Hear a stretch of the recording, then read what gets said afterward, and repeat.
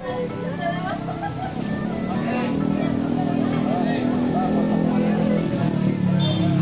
sahabat serangkai Tionghoa, bersama Bareng Kode. Hari ini kita akan mengunjungi Wihara Widi Sakti di Sukabumi.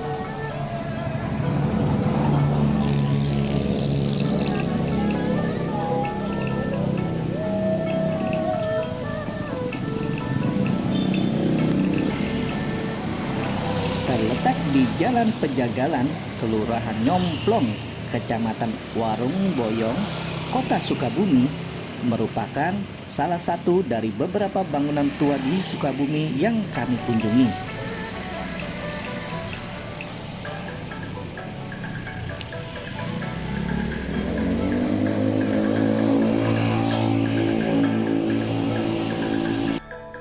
Wihara Widi Sakti ini adalah wihara yang sudah berusia 110 tahun lebih. Ini adalah tempat ibadah bagi masyarakat Tionghoa yang didirikan ketika penyakit kolera mewabah dan menyerang serta menewaskan ratusan warga Sukabumi kala itu. Tepatnya, wihara yang hingga kini digunakan untuk beribadah tersebut dibangun pada tahun 1908 bersamaan saat wabah kolera menyerang ribuan masyarakat Sukabumi. Wihara yang beberapa kali dilakukan renovasi tersebut didirikan oleh etnis Tionghoa bernama Tung Hoat Tiet, seorang praktisi kungfu yang hidup sederhana pada zaman kolonial.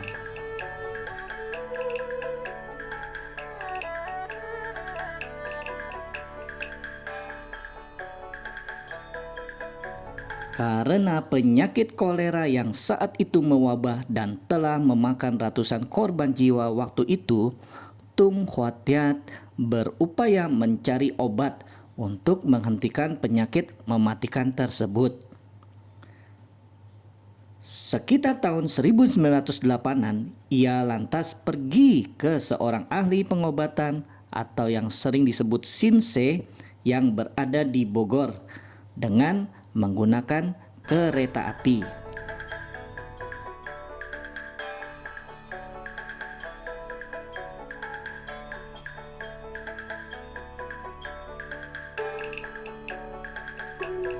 Sayangnya ketika sampai dan bertemu dengan Sinse tersebut, sang ahli pengobatan pun tidak mengetahui cara untuk mengobati para warga Sukabumi yang tertular kolera.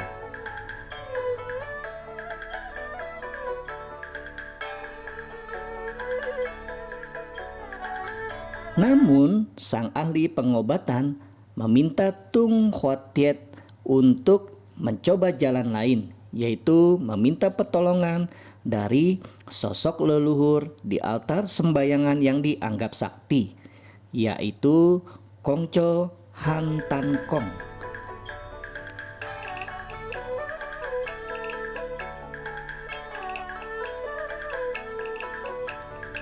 Dalam meminta pertolongan dari leluhur ini, ia melakukan ritual Ciamsi.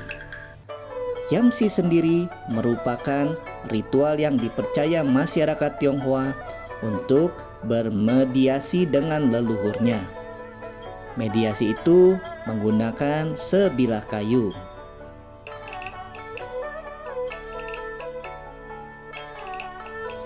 Melalui ritual Ciamsi itulah Tung Hoat-Tiat mendapatkan nomor pada bilah kayu yang terlontar. Ini menjadi petunjuk sebuah resep ramuan obat yang cocok untuk mengobati penyakit kolera tersebut. Tidak lama Tung Hoat-Tiat selesai melakukan ritual Ciamsi, seseorang yang berada di dekatnya mengalami kerasukan.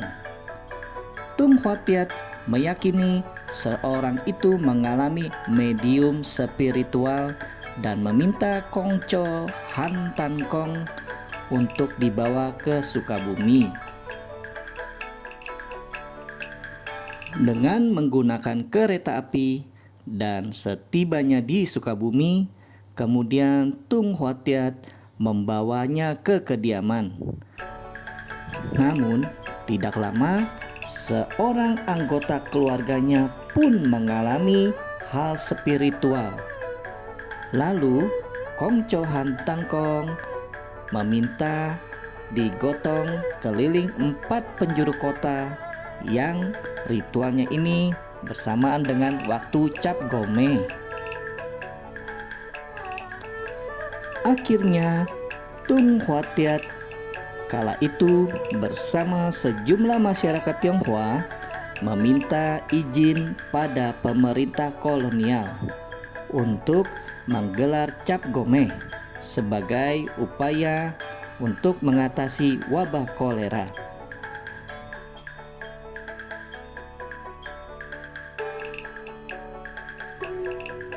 Ini adalah foto Wihara Widi Sakti di tahun 1912.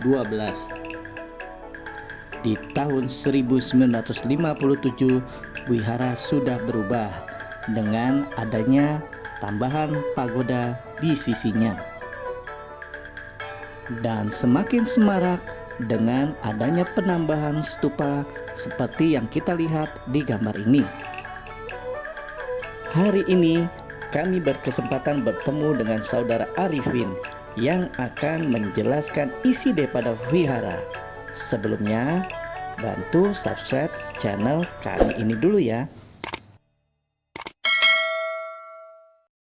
Keberadaan wihara ini tuh di Sukabumi itu semenjak kita dibangun semenjak tahun 1910. 1910 ya.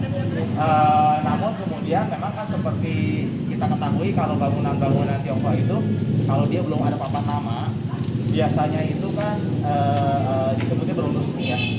Jadi bangunan Tionghoa itu kalau sudah ada papan namanya itu baru disebut dia resmi satu bangunan yang berdiri gitu kan. Nah kebetulan kita mendapat sumbangan papan namanya itu baru 1912. Nah sehingga akhirnya 1912 itulah yang kita jadikan hari resmi berdirinya Wihara Widi Sakti ini.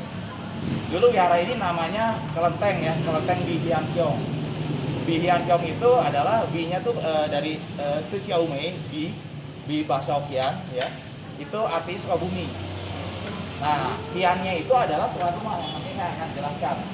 Tuan rumah kita yang kita sebut Kong Chohan Tangkong ya.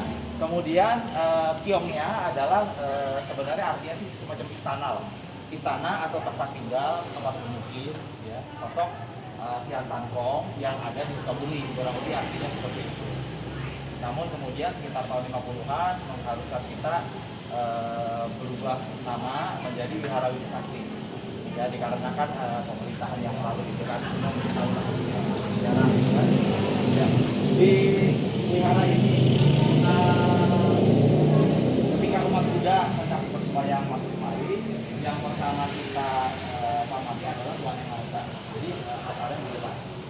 Nah, ini adalah altar Tuhan Yang Maha Esa. Nah, bisa kemari. Jadi memang bagi yang non-Buddhis biasanya kalau percaya Tionghoa itu biasanya ada semacam apa ya? Ada semacam pendapat yang menyebutkan bahwa orang Tionghoa nggak percaya Tuhan gitu. Ya, padahal sesungguhnya ketika orang Tionghoa masuk ke halaman tempat ibadahnya yang pertama dihormati itu adalah Tuhan Yang Maha Esa. Nah, ini ada altar. Ya. Nah, kalau kita lihat di lingkungan sini, altar ini berada di posisi yang paling depan. Ya. Kita juga mengarahnya ketika bersembahyang mengarahnya ke langit. Karena kenapa? Karena kita tidak tahu orang Tionghoa itu dulunya juga nggak tahu Tuhannya ada di mana. Sehingga bayangan mereka di dunia, di darat mereka cari nggak ada.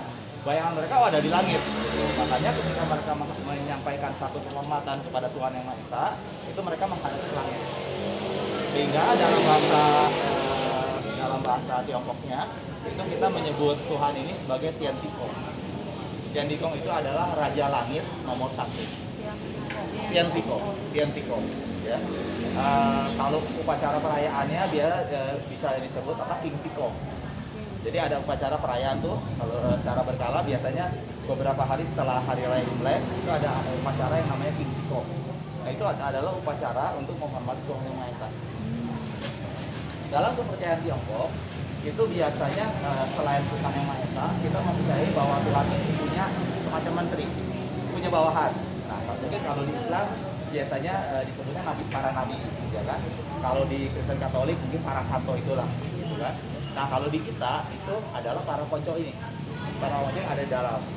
Yang tengah itu adalah Tuhan Allah, itu kita sebut koncoan Kantong. Ya, yang tengah. Kemudian yang sebelah kanannya itu adalah Buddha Gautama. Sebelahnya lagi adalah Dewi Patin. Yang sebelah kiri adalah Dewa Macan. Yang sebelah kanannya ada Wan Kong dan dewa-dewa yang lain. Nah, sebenarnya dewa-dewa ini kita hormati itu sebagai seolah-olah sebagai menteri. Jadi bawahannya Tuhan.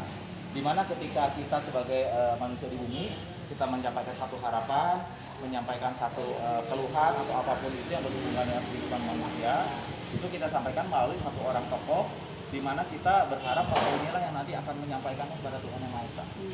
Kurang lebihnya seperti itu. Ya. Kita masuk ke dalam aja. Tongcongan Tangkong. Ya, dulu sebenarnya orang Tionghoa itu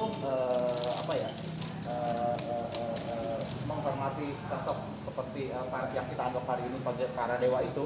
Sebenarnya dulu tuh berbentuknya hanya satu papan yang ada namanya.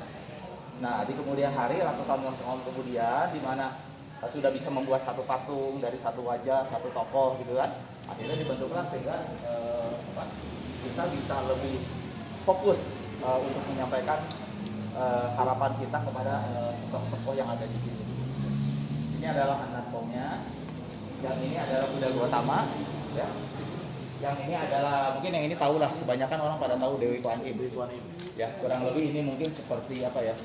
Kalau banyak dewa-dewi lah ya, baik di Hindu maupun di yang lainnya gitu kan. Nah, khususnya Dewi Kuan Yin ini satu hal yang memang mungkin bisa saya sampaikan, mungkin juga semua udah pada tahu. Beliau ini ketika meninggal, satu langkah mau masuk pintu surga, ya. Beliau itu mendengar jeritan tangisan dari bumi, dari manusia yang di bumi, sehingga akhirnya beliau merasa iba dan akhirnya tidak jadi masuk surga, sehingga beliau pada saat itu bersumpah beliau akan masuk surga jika semua manusia di bumi ini sudah bisa masuk surga. Gitu. Makanya kita mengenal beliau ini sebagai Dewi Wasasi, yang bagi yang percaya ya mungkin banyak mengalami satu hal yang bersifat spiritual ya dari keberadaan Kuan Yin ini. Ini kurdisnya dari pertama kali buatan Tiongkok. Sepertinya buatan Tiongkok, karena kita kehilangan catatan. Jadi di tengah-tengah itu, karena dulu kan sempat terjadi penghilangan beberapa catatan sejarah ya, termasuk yang bertulisan Mandarin kan dulu dilarang, sehingga orang pada takut. Nah, itu dokumen-dokumen asli itu kita tapi di mana nggak tahu ya. dulu sempat tersimpan, tapi kemudian sepertinya karena orang pada ketakutan saat itu dibakar. Karena itu kan nggak boleh. Kalau di semenjak 1910 itu ini sudah ada. Sudah ada ya. Jadi besar kemungkinan karena dulu kan belum ada yang bisa buat, besar kemungkinan ini dulunya adalah knockdown, diimpor dari Tiongkoknya langsung dibawa kemari. Gitu. Karena terlihat dari ukiran-ukiran juga berbeda. Dengan ukiran ini aja berbeda. Kalau ini kan orang Jepara yang bikin, ini belakangan tahun 80-an ke atas. Yang ini juga sama. Ya. Apa itu kayu ya? Ini kayu. Ini kayu. Jadi ini kayu yang memang diberi kalau kita sebutnya kimpo ya. Kimpo itu cat emas. Jadi kimpo itu adalah emas asli yang kemudian dibuat secara tipis seperti cat. Ya, dia bentuknya kayak kertas. Dimana kertas itu ditempelin ke sini, nanti emasnya pindah. Kita gesek-gesek bisa ditempel.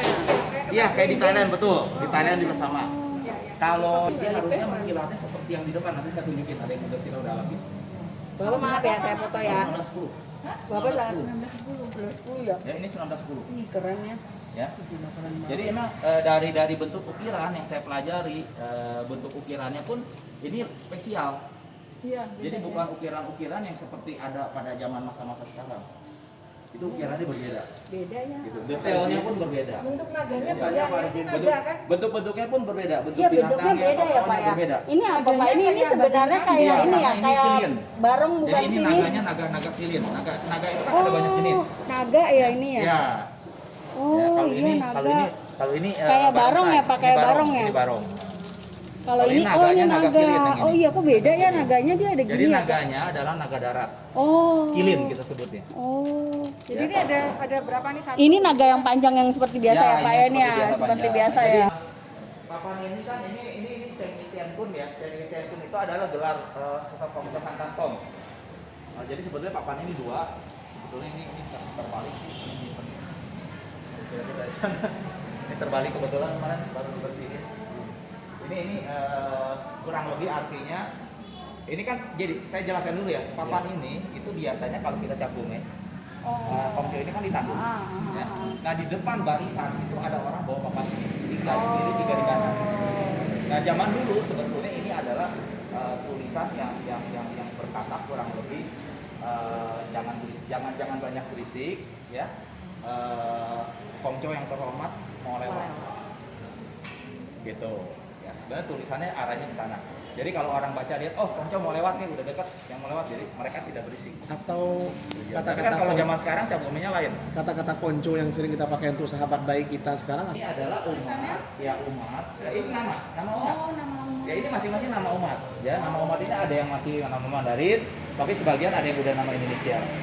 Jadi biasanya memang umat yang ingin memasang pelita, dia berharap untuk mendapatkan perlindungan 1 tahun ke depan. Oh. Karena dia kan masang pelita ini dia bayar 1 tahun, jadi bayar terus minyak. Kan Iya, pakai iya, minyak. betul, pakai minyak, betul. Kita isi terus minyak yang selama setahun itu nggak mati ya. Oh. Jadi api itu hanya mati ketika wihara ini ditutup malam. Oh. Besok paginya kita nyalahin lagi. Kita nyalain lagi. Sampai wihara tutup. Jadi selama wihara buka selalu nyala. Oh, barusan tadi juga dijelaskan. Kiri dan kanan. Oh, Nah, jadi dulunya itu kan temboknya banyak. Jadi satu bidang tembok itu ada 2 papan, kiri dan kanan. Nah satu papan itu dipasang. Di isinya ada papan. Kami sungguh beruntung. Di penghujung kunjungan kami ke kota Sukabumi bersama-sama kawan-kawan yang terdiri dari beragam etnis dan agama ini, kami diterima dan dijelaskan mengenai Vihara Widi Sakti yang ternyata menjadi bagian dari sejarah kota Sukabumi. Kami pun berkesempatan merasakan kesejukan hawa pegunungan yang mengelilingi kota Sukabumi ini, sembari melihat keindahan kotanya. Di kejauhan nampak terlihat bangunan Masjid Agung Sukabumi dan Gereja Sidang Kristus, yang infonya jika kita lihat dari atas seperti sebuah titik yang menjadi garis lurus yang menyatu. Luar biasa.